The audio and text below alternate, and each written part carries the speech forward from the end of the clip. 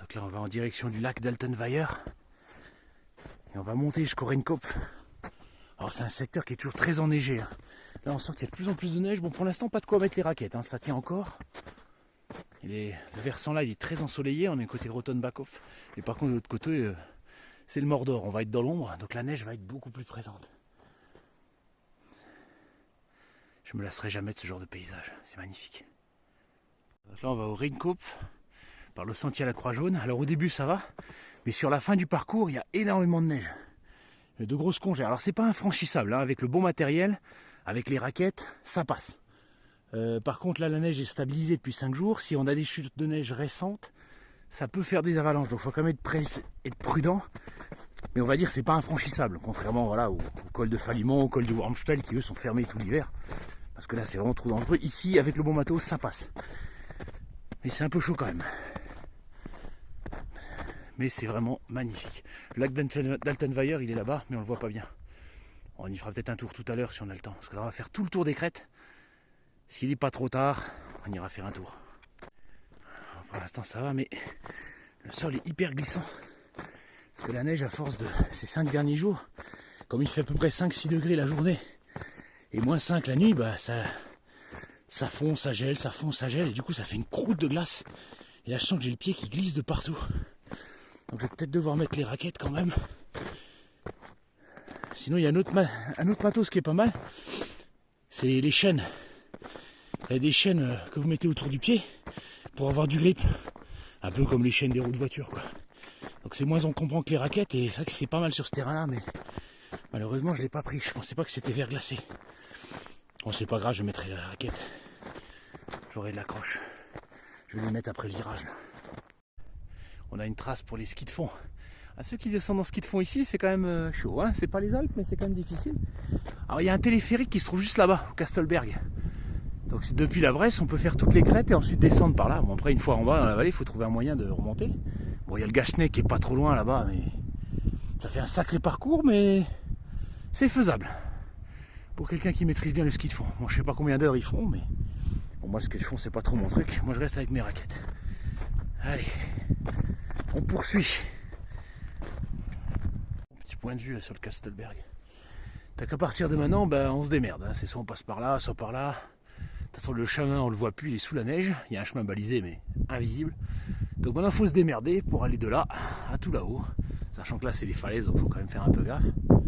Et on va essayer de se démerder. Allez, c'est parti. Et en bas, c'est le lac de l'Altenweiher. Vieil étang.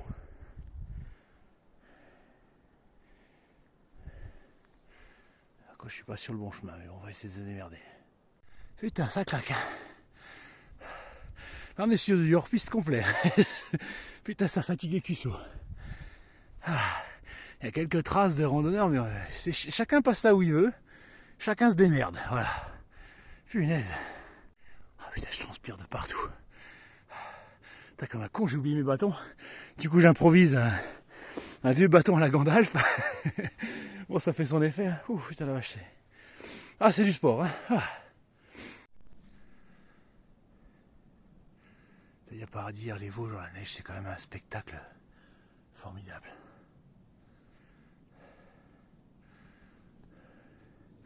Allez, le sommet est encore loin. On distingue le Rotenbachhof à travers les arbres. Allez, cet endroit-là, je suis jamais passé par ici. Bon, c'est l'avantage des hors-pistes, c'est que le chemin, on ne sait pas où il est. Donc on se démerde un peu. Et du coup, on passe dans des endroits par lesquels on passe jamais d'habitude. Bon, après, il faut quand même connaître le terrain. Faut pas... Bon, cette balade-là, je l'ai fait quand même très très souvent. Donc même sans voir le chemin, voilà, j'arrive à me repérer. C'est vrai que si vous ne connaissez pas, sous la neige, c'est un autre paysage. Et on peut vite se retrouver complètement paumé. Ou se retrouver à flanc de falaise avec le vide d'un côté. Donc faut quand même maîtriser un petit peu.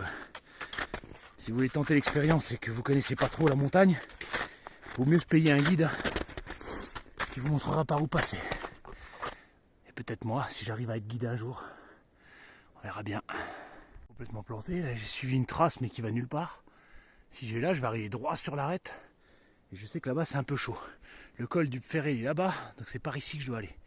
Donc là il faut que je modifie ma trajectoire C'est à vue, hein, voilà. Je sais qu'il faut arriver là-bas, vous voyez, juste là dans le petit col. Je sais que l'arrivée c'est là. Voilà, okay, bah, faut se démerder maintenant. À vue.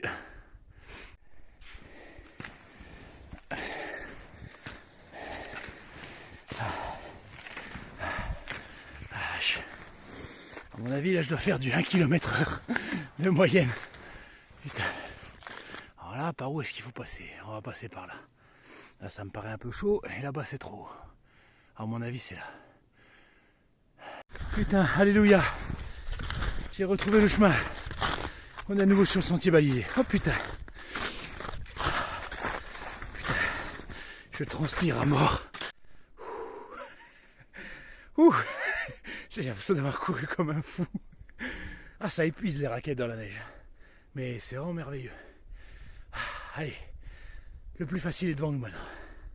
Et voilà, le Raincoat qui commence à montrer le bout de son nez. Notre objectif. Vous voyez, le chemin il est derrière. Je me suis encore planté, putain. C'est impressionnant quand on est dans la neige comme ça, qu'il n'y a plus de repères, la vitesse à laquelle on peut se perdre, quoi. Tu marches 100 mètres et hop, tu t'es décalé de 50 mètres. Bon, je vais essayer de me démerder pour le récupérer. Regardez, il y a un skieur qui tente la descente. Là. Je sais pas s'il va tenter le coup. Oh, c'est magnifique. Ah, il tente le coup. Ah, c'est chaud quand même. Faut quand même maîtriser son sujet. Moi, je tenterai pas. Bon, allez, il faut descendre. Le chemin, il est en bas. Je pensais qu'il était en haut, mais en fait, non, il est en bas. Je me suis encore paumé. C'est chiant. Enfin, c'est comme ça qu'on apprend. Ah, il est descendu le skieur, il est quand même courageux. Il faut quand même faire gaffe. Avec les avalanches dans ce secteur-là, c'est sûr que les avalanches des Vosges, elles sont pas aussi grosses que celles des Alpes, mais à pas sous-estimer. Il faut faire qu'un mètre cube de neige, ça pèse 300 kg quand même. Donc vous avez 2 mètres de neige au-dessus de vous, bah 2 mètres c'est pas beaucoup, mais c'est suffisant pour vous étouffer, quoi. Donc c'est vraiment un danger à ne pas sous-estimer en montagne.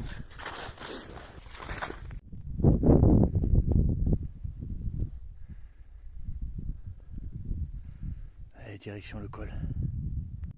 Donc là on est au Ferret, un lieu dit à 1175 mètres. Alors là c'est une ancienne bergerie, on ne le voit pas sous la neige, hein, avec quelques briques. Mais je sais absolument pas d'ailleurs l'histoire de ce lieu. Je sais juste que ça s'appelle le Ferret, une vue magnifique. Bon, donc là il n'y a plus qu'à suivre, le plus facile est fait. Je pense que je vais peut-être abandonner mon bâton de Gandalf, je ne vais plus en avoir besoin. En tout cas, il m'aura bien servi. Et puis ça m'apprendra à oublier les bâtons la prochaine fois.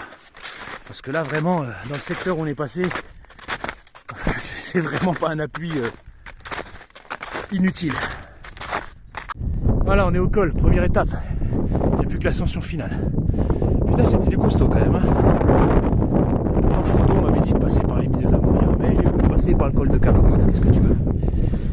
Allez, on enchaîne. Là, par contre, le vent s'est levé. Hein. Ça commence à être froid. Là. On voit qu'on est sur les sommets. Ça donne une ambiance arctique. Je crois qu'on a changé de secteur. Là, on est sur la route des crêtes. C'est très fréquenté. Donc la neige est très très tassée. Voilà. J'ai envie de dire, les raquettes, elles ne me servent plus à rien. Et comparé à l'espace sauvage qu'on vient de se taper, là, c'est vraiment fingerizonous. Mais bon, un peu de facilité. C'est pas pour me déplaire. Oh, magnifique, regardez ce soleil qui traverse les arbres. Un spectacle que j'ai vu des milliers de fois et je m'en lasse jamais. On a un beau point de vue sur le lac de l'Altenweiher depuis un belvédère. Le Kastelberg qui nous regarde avec sa piste de ski au sommet et le Raincoat qui nous attend.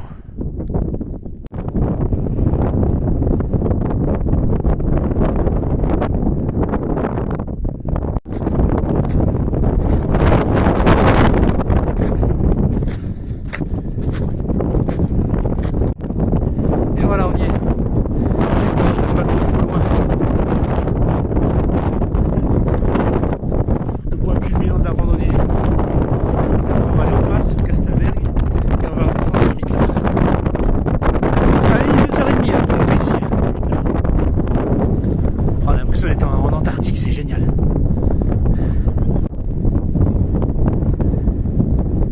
voilà. Je voulais prendre une photo, en fait j'ai fait comme j'ai les vidéos, c'est pas grave. Oh, ça meule.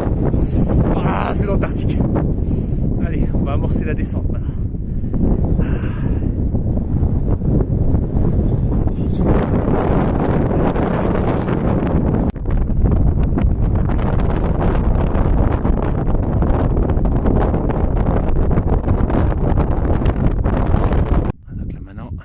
vient de l'autre côté par un chemin qui est très très beau, qui ne monte pas au sommet du Rhein-Kopf, mais qui le contourne.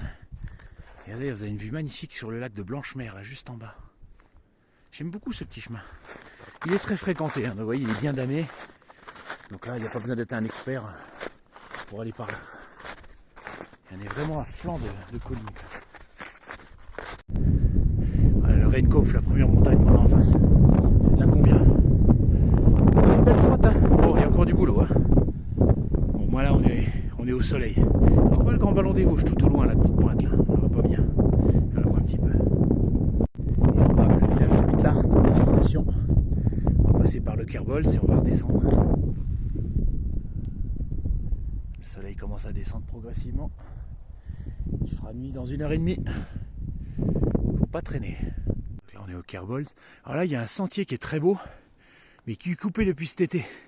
À cause d'un éboulement. Vous voyez, vous avez les Spitzkopf qui sont là, ces arêtes de pierre là. Et l'éboulement il a lieu ici. Tchac.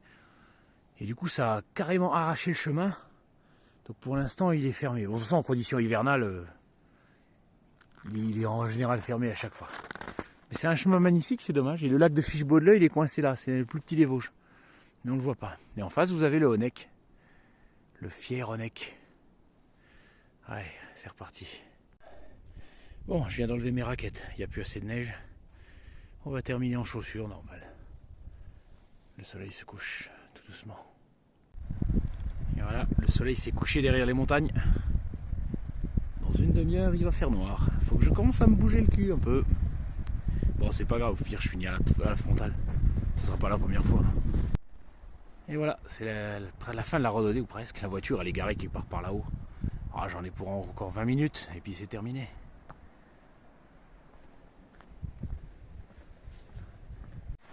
Et voilà, de retour au parking, la randonnée est finie, un peu plus de 5 heures. Passage magnifique dans la neige, superbe randonnée en raquette. Et maintenant, on va aller manger tranquillement et je vais publier la carte de la randonnée s'il y en a que ça intéresse, si vous voulez faire la même chose. Alors, attention sur la neige, la première partie, raquette obligatoire et bâton aussi. Hein. C'est quand même assez chaud quand il y a beaucoup de neige. Allez, bonsoir tout le monde.